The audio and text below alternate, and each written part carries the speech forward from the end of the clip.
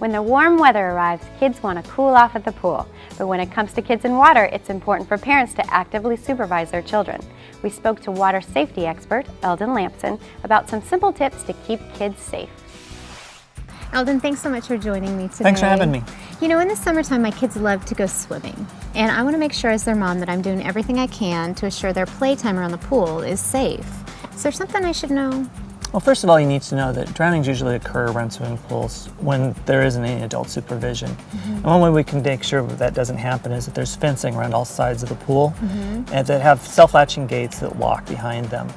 Often in apartment complexes, they're in a children's play area as well, which also provides an opportunity to have an unsafe environment because of the attractiveness of that.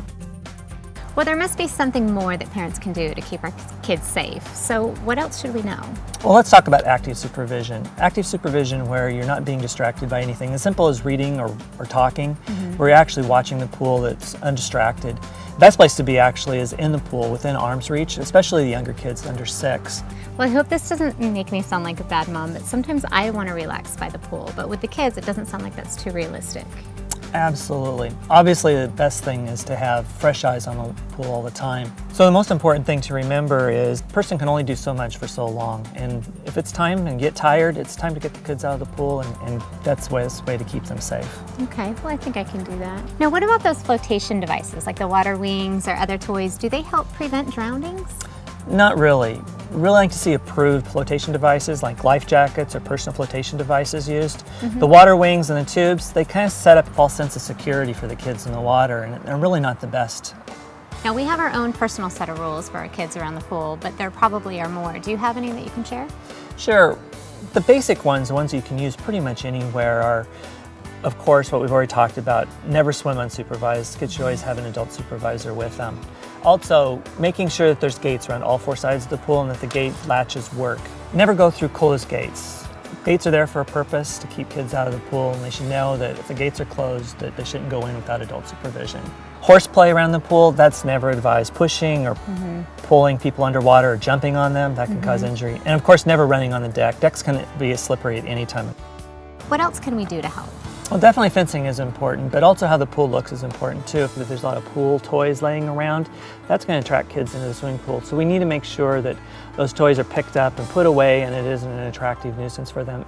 And make sure furniture is removed from the outside of gates and fences so kids don't use that to access the pool across the fence. Okay, got it. What about kiddie pools? You don't generally put fences around those. No, you don't. But do empty them out and put them in a place where they can't be used or can't fill up with rainwater at a later time, and keeps them secure. Also, it keeps the pool a lot cleaner. That's a great idea. In fact, it's probably good for the grass too. What about in case of emergency? We don't like to think about that, but what if something bad happens? Yeah, it's something we really like to think about, but being prepared is the best thing. And having the phone by the swimming pool to pre-program to 911 is really important, as well as getting some training. Getting some water safety training, first aid training, and CPR training is really key to being prepared for an emergency that comes up.